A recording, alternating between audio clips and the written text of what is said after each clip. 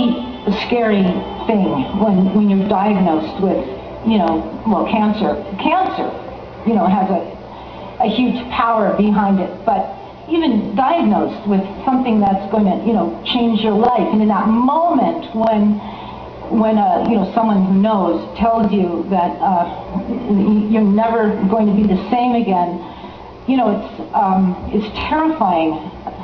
Right now we're on the line and have this pleasure of speaking to none other than Babz Chula, Gemini Award winner from 2001, won BC Motion Pictures Association a Leo Award in 1996, Nico Theodesky's 1993 Junior Award, and honored in 1995 by Vancouver's Women in Film and Video, and also 2 Peter Jesse Awards. How are you doing? And thanks for taking the time to do this interview. You're very welcome, and I'm doing very well. How are you? Good. Many achievements, many awards, and that's just that's the condensed version. Many accolades in your career. Well, you know what, Nick? I'm old. I think it's because I'm old. You know what I mean? Like if you end up sticking it out in this industry, especially as a woman, and you get to be someplace in the upper 2 digits, you win awards because you must. I mean, they don't have awards for like sticking it out the longest, but in some ways, it just gets really populated, less and less populated up here as you get older, and your competition is formidable, but it isn't the same as when you're 22 years old and every other young woman in the world wants to be an actress. Like I'm not trivializing my success. I'm very proud of the attention that I've been given and the accolades. I'm very, very proud. But I also think that in some ways, you get awards for just not quitting. It's a pretty rough business. You've contributed a lot to the local scene, mentoring young actors and helping out the independent film community. Would you say your formative years were during the 60s? Yes, absolutely. Yeah, I'm definitely a child of the 60s. That's what you would say about me.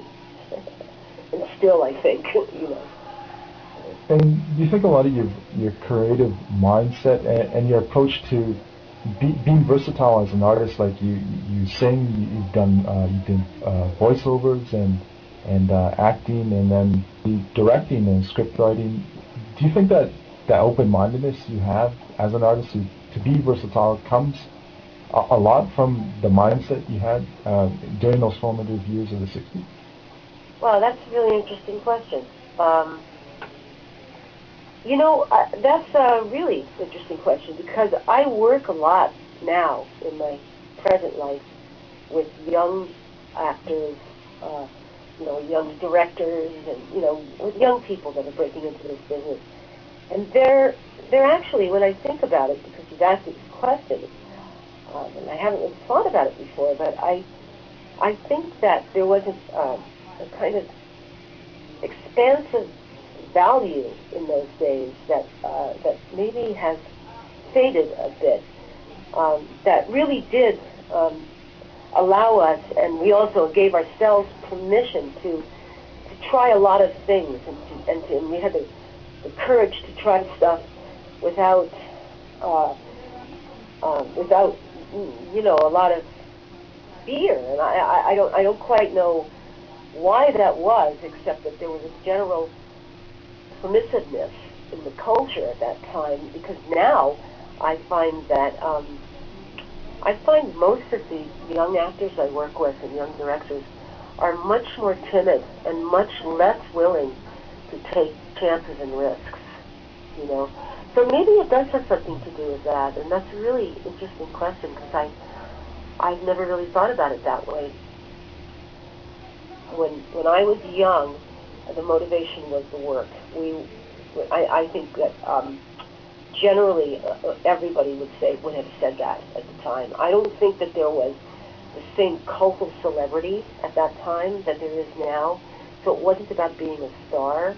It wasn't about becoming famous or getting rich and making a lot of money, and it just wasn't about that. It was like you wanted to do the work, because I find the generation that's coming up the ranks right now is basically culturally illiterate.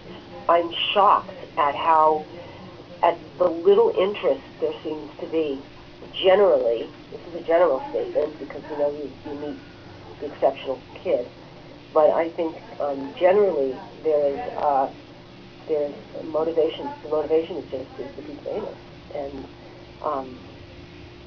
I don't find there's a hunger to find out how the industry has come to where it is, what kind of work has come before. I still, even really intelligent, bright, well-educated kids can't name, 10 actors from the 40s. To really excel, I think, in this industry, you have to be the one who's digging for information. It's not going to just come to you, and I'm always surprised at how little information young people have coming into this. I think that people want to work. People that really have that hunger to work. This business chose them. I don't know how you look. You're in high school and you look at your your future and think, I want to be an actor. I don't really know how that works. Babz, I have to ask you, how are you doing? Physically? Yeah.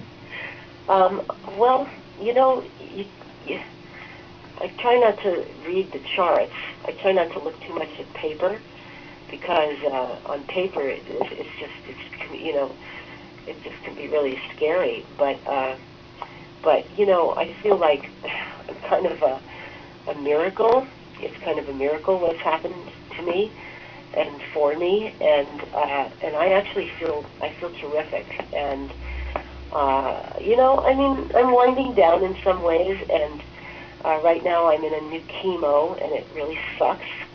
But it's just that chemo sucks. It's not like I'm complaining. I feel extremely fortunate, and I feel that my life is abundant in ways that it's hard to even define.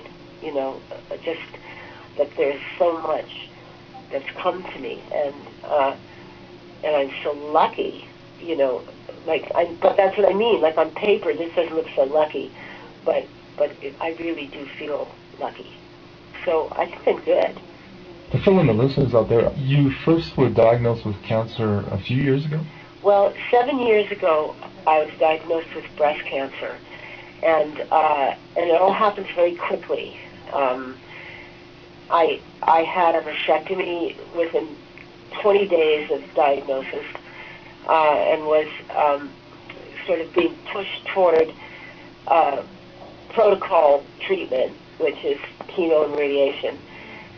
But I had the most profound sense that it was wrong for me, and I was afraid of it. I won't lie. I was afraid of chemo. I didn't want it, but I also didn't want to die. I just thought my blood profile was so odd that I just couldn't agree to chemo and radiation, and I started doing a lot of research, and that's when I became a little bit politicized and a little bit radical about my treatment choices. But I chose to go for an integrated treatment, integrated meaning naturopathic and traditional, conventional, and I sort of picked my way through that world. And then 2 years, I was successful at putting my cancer into remission, and then about 2.5 years after that diagnosis, I was diagnosed with a blood cancer that I had apparently had from before the breast cancer, but it hadn't yet displayed. So I am actually walking around with two different cancers. They're unrelated. You know, it's not like a metastasized cancer. It's just they're two different, completely different cancers that are working in completely different areas of my body. But honestly, this is radio, so you don't know. But I mean, if you were standing next to me, you would never ever think I was sick, except that right now I have a cold. But you know, you would never ever think I was sick. I don't look like a sick person, and I really don't feel like a sick person. I feel like a person on chemo, which is a little like feeling sick, but it's not cancer.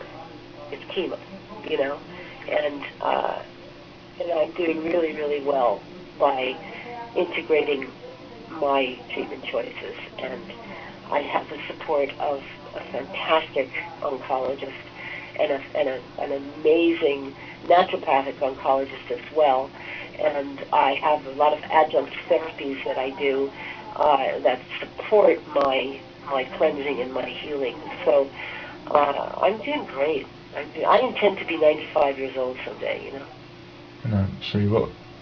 You've contributed so much to the film industry in Canada. You've been involved with many charities, and you've helped mentor quite a few young actors.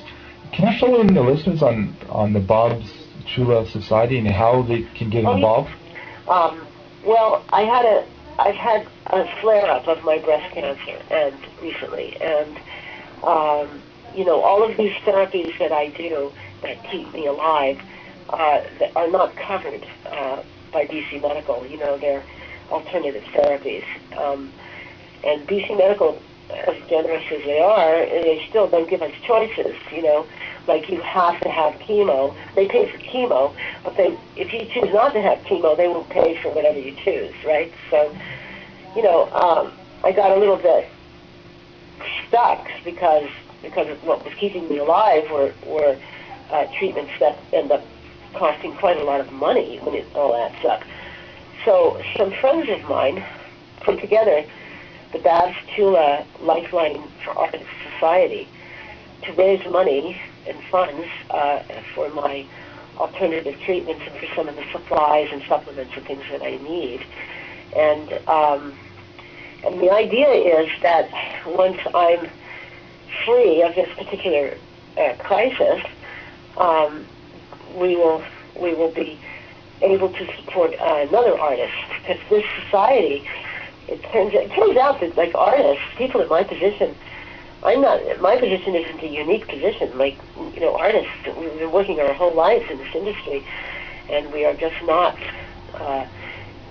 financially secure in any way. We don't have residuals on our work, you know, like, we get bought out, so your last day on a film is your last day on a film for residuals, because there aren't many artists that are secure. And when you're hit with something like cancer, or you know, or another kind of illness, or an accident or something, you've probably got 3 to 4 months of savings, and then you're just up the creek.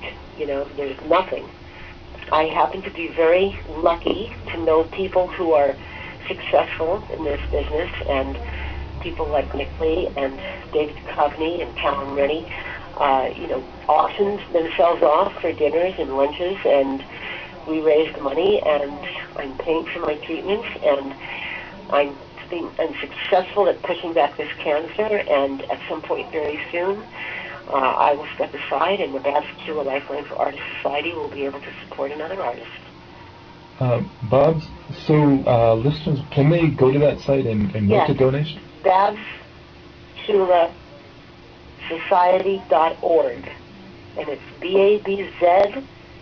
BABZCHULA, one word, and Society, SOCIETY, it's all one word, no spaces, .org.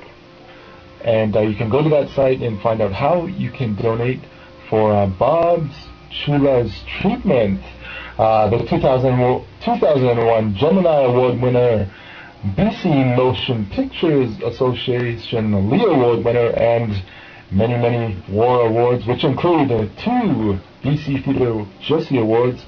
Babz, it's been a pleasure talking to you. And thanks for taking the time to do this interview. Oh, it's my pleasure. Yeah, absolutely. Thank you for asking me. I'm really, really pleased that you've asked me. Because now we have to take care of other people too, you know, and so I feel a little pressured to get better quickly, because as soon as I do, then, you know, another artist who is marked with illness or accident and finds himself, you know, spending their life savings in about 5 minutes, you know, we'll be able to make use of this organization, and that's really what makes me proud, and I want that to be my legacy. You know, that's what will